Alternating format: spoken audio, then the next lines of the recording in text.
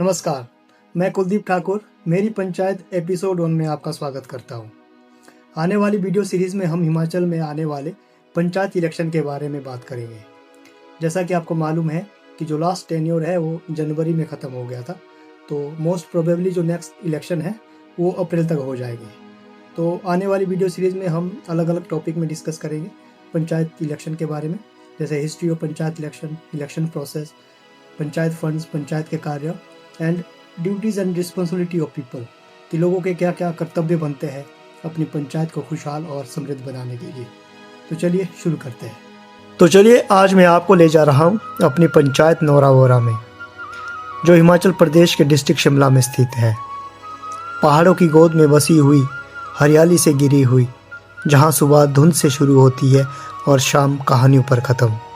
यहाँ के लोग सादगी में जीते हैं, मेहनत में विश्वास रखते हैं और सम्मान को सबसे ऊपर मानते हैं। इस देश की बुनियाद शहरों से नहीं गांव से रखी गई थी। गांव के फैसले, गांव के न्याय, यही भारत का लोकतंत्र था। पंचायत व्यवस्था कोई नई व्यवस्था नहीं है, यह भारत की सबसे प्राचीनतम लोकतंत्र व्यवस्था है। जब ना कोई पार्लियामेंट था, ना लोकसभा, ना राज्यसभा, तब गाँव के पेड़ के नीचे बैठकर फैसले लिए जाते थे।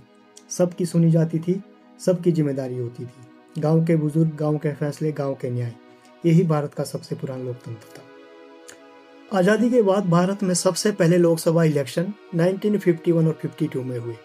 उस टाइम तक पंचायत राज सिस्टम को कोई संवैधानिक पहचान नहीं मिली थी। फिर 1992 में 73rd कॉन्स्टिट्यूशनल अमेंडमेंट हुई और 24 अप्रैल 1993 में पूरे देश में इलेक्शन हुए और हिमाचल प्रदेश में 1994 में पंचायत राज इलेक्शन किए गए। 73rd कॉन्स्टिट्यूशनल अमेंडमेंट ने पंचायत राज सिस्टम को पहचान दी और कहा कि गांव अपना विकास खुद तय करेगा। उसके फंड्स होंगे, उसकी शक्ति होगी, उसकी जिम्मेदारी होगी। उन्हीं फंड्स और उन्हीं शक्ति और जिम्मेदारी के बारे में हम आने वाले वीडियो सीरीज में बात करेंगे। वीडियोस बनाने का उद्देश्य क्या है? मैं और मेरे कुछ साथी हमने डिसाइड किया है कि हम पंचायत में होने वाले काम का अग्रेसिवली फॉलोअप लेंगे। पंचायत में क्या काम हो रहा है, क्या काम होने चाहिए। मेरी पंचायत तकरीबन 2008-9 के करीब कुलक पंचायत से अलग होकर बनी है।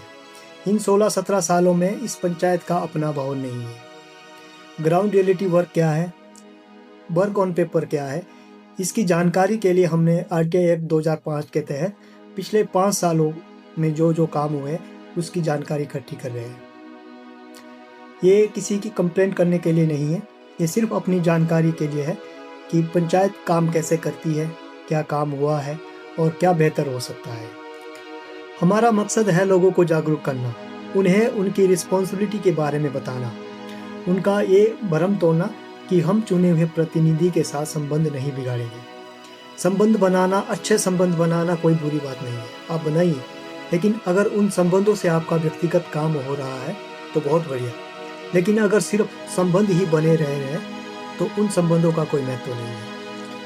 RTI से मिली जानकारी के अनुसार हमने पाया कि ज़रूरतमंदों के काम नहीं हुए हैं। मेरे गांव से जो मेरा बचपन का दोस्त है, बचपन में ही उसके सर से माँ बाप का साया उठ गया था। वो पिछले 17-18 सालों से एक कच्चे मकान में अपने परिवार के साथ रह रहा है।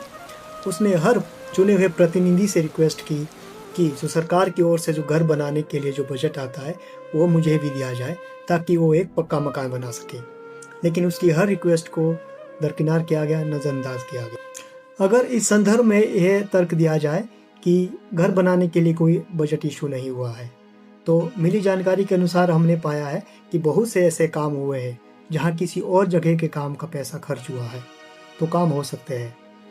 उन ज़रूरतमंदों के काम करने के लिए दया भाव होना चाहिए, उनके प्रति सहानुभूति होनी चाहिए।